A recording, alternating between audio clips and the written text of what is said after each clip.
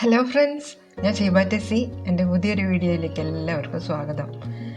ഇന്ന് എല്ലാവരും ഇഷ്ടപ്പെടുന്ന ഒരു നല്ലൊരു സ്നാക്കിൻ്റെ റെസിപ്പിയുമായിട്ടാണ് ഞാൻ ഇന്ന് വന്നിട്ടുള്ളത്. വളരെ പെട്ടെന്ന് നമുക്ക് വീട്ടിൽ ഇത് തയ്യാറാക്കാൻ സാധിക്കും. ഇതിനായിട്ട് ഞാൻ ഇടിയപ്പത്തിന് ഉപയോഗിക്കുന്ന വറുത്ത അരിപ്പൊടിയാണ് എടുത്തിട്ടുള്ളത്. 1 കപ്പ് അരിപ്പൊടി എടുത്തിട്ടുണ്ട്. അതിൻ്റെ കൂടെ തന്നെ 1 കപ്പ് കടലപ്പൊടിയും കൂടെ എടുത്തിട്ടുണ്ട്. കടലമാവ് എന്നൊക്കെ വിളിക്കുന്ന കടലപ്പൊടിയും കൂടെ, രണ്ടും തുല്യമായിട്ട് 1 ഗ്ലാസ് എടുക്കുകയാണെങ്കിൽ 1 ഗ്ലാസ് അരിപ്പൊടിയാണെങ്കിൽ 1 ഗ്ലാസ് കടലപ്പൊടി നമ്മൾ എടുക്കാം. ഇനി അതിലേക്കൊരു ഫ്ലേവറിന് വേണ്ടിയിട്ട് വെളുത്തുള്ളിയുടെ പേസ്റ്റ് ചേർക്കണം. അപ്പോൾ ഒരു 4-5 വെളുത്തുള്ളി മാത്രമേ എടുക്കുന്നുള്ളൂ. അത് നന്നായിട്ട് അരഞ്ഞ് കിട്ടുന്നതിന് വേണ്ടിയിട്ട് നമുക്ക് ആ പൊടിയിൽ നിന്ന് 2 ടീസ്പൂൺ പൊടി മിക്സിയിലിട്ട് ആ വെളുത്തുള്ളിയുടെ കൂടെ മിക്സിയിലിട്ടൊന്ന് 2 കറക്ക് കറക്കിയാൽ അത് നന്നായിട്ട് പൊടിഞ്ഞു വരും. അപ്പോൾ നമുക്ക് എളുപ്പമായിട്ട് അതിലേക്ക് മിക്സ് ചെയ്യാൻ സാധിക്കും. ഇനി അതിലേക്ക് ഞാൻ 2 ടീസ്പൂൺ കാശ്മീരി മുളക് പൊടിയാണ് ചേർക്കുന്നത്. അതുപോലെ 1/4 ടീസ്പൂൺ കായപ്പൊടിയും 1 ടീസ്പൂൺ പെരിഞ്ജീരകത്തിൻ്റെ പൊടിയും ആവശ്യത്തിന് ഉപ്പും കൂടെ ഇട്ട് കൊടുത്തിട്ടുണ്ട്. ഇനി ഇത് നന്നായിട്ട് നമുക്കൊന്ന് മിക്സ് ചെയ്തെടുക്കാം. ആ പൊടികൾ എല്ലാം കൂടെ നന്നായിട്ട് മിക്സ് ചെയ്യാൻ വേണ്ടിയിട്ട് നമുക്ക് ഇതുപോലെ സ്പാറ്റില വെച്ച് നന്നായിട്ട് ഇളക്കി യോജിപ്പിച്ച് കൊടുക്കാം. ഇനി ആ സാധാരണ വെള്ളം വെച്ച് നമുക്ക് പതുക്കെ ഇച്ചിരി വെള്ളം ഒഴിച്ച് നമുക്ക് കുഴച്ചെടുക്കാം. ഞാൻ 240 ml ഒരു കപ്പ് നിറയെ വെള്ളം എടുത്തിട്ടുണ്ട്. അതിൽ നിന്നും കുറച്ച് വെള്ളം ഒഴിച്ച് ഈ മാവ് നമുക്ക് കുഴച്ചെടുക്കാം. ആ കപ്പ് മുഴുവനും വെള്ളം എനിക്ക് ആവശ്യമായിട്ട് വന്നിട്ടില്ല. ഇത് കുഴച്ച് കഴിഞ്ഞപ്പോൾ ഏകദേശം 2 ടേബിൾ സ്പൂൺ വെള്ളം അതിലേക്ക് ബാക്കി വന്നിട്ടുണ്ട്.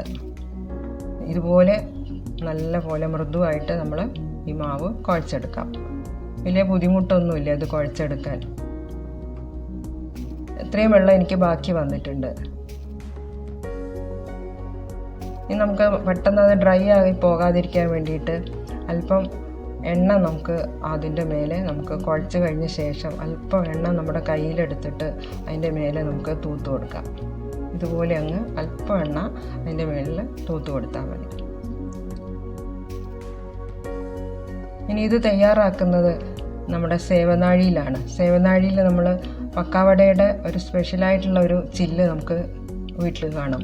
അതിൽ അല്പം എണ്ണ തൂവിയ ശേഷം ആ സേവനാഴിക്കകത്തും അല്പം എണ്ണ തൂവി കൊടുക്കാം, മാവ് ഒട്ടിപ്പിടിക്കാതിരിക്കാൻ. അതിനുശേഷം ആ ചില്ലിട്ടിട്ട് നമുക്ക് മാവ് അതിലേക്ക് ഇട്ട് കൊടുക്കാം. എൻ്റെ ചാനൽ ഇഷ്ടപ്പെട്ടാൽ എല്ലാവരും ഒന്ന് ലൈക്ക് ചെയ്യണേ. കൂടാതെ ഒന്ന് സബ്സ്ക്രൈബ് ചെയ്ത് എന്നെ സപ്പോർട്ടും കൂടെ ചെയ്യണേ. ഇനി ചൂടായ എണ്ണയിലേക്ക് നമുക്കതങ്ങ് പിഴിഞ്ഞ് ഇതുപോലെ ഇട്ട് കൊടുക്കാം. നല്ലപോലെ ചൂടായ എണ്ണയിലിട്ടിട്ട് അത് കരിഞ്ഞു പോകാതെ ഫ്ലെയിം അല്പം താഴ്ത്തി വേണം അത് വേവിച്ചെടുക്കാൻ. പെട്ടെന്ന് തന്നെ ഇത് വെന്ത് കിട്ടും നമുക്ക്. അത് ഉടനെ തന്നെ നമുക്ക് എണ്ണയിൽ നിന്ന് മാറ്റണം. ഞാൻ കുഴച്ചെടുത്ത മാവ് എല്ലാം ഇതുപോലെ തന്നെ എണ്ണയിലിട്ട് വറുത്തെടുത്തിട്ടുണ്ട്. അവസാനം നമുക്ക് അല്പം കറിവേപ്പില കൂടെ എണ്ണയിൽ വറുത്ത് കോരി അതിലേക്ക് ഇടുന്നത് ഈ പക്കാവടയ്ക്ക് ടേസ്റ്റ് വർദ്ധിപ്പിക്കുന്നതായിരിക്കും. കറിവേപ്പിലയുടെ കൂടെ ഒരു ഫ്ലേവർ അതിന് കിട്ടുവാൻ വേണ്ടിയിട്ടാണ് ഇങ്ങനെ ചെയ്യുന്നത്. വീട്ടിലുള്ള സാധനങ്ങൾ വെച്ച് പെട്ടെന്ന് തയ്യാറാക്കാൻ പറ്റുന്ന ഒരു സ്നാക്കാണ് കേട്ടോ. എല്ലാവരും ഈ സ്നാക്കിൻ്റെ റെസിപ്പി ഒന്ന് തയ്യാറാക്കി നോക്കണം കേട്ടോ. അപ്പോൾ എൻ്റെ വീഡിയോ ഇനിയും ഞാൻ ഇതുപോലുള്ള നല്ല സ്നാക്കുകളുടെ റെസിപ്പിയായിട്ട് ഞാൻ ഇനിയും വരുന്നതായിരിക്കും. Thank you for watching.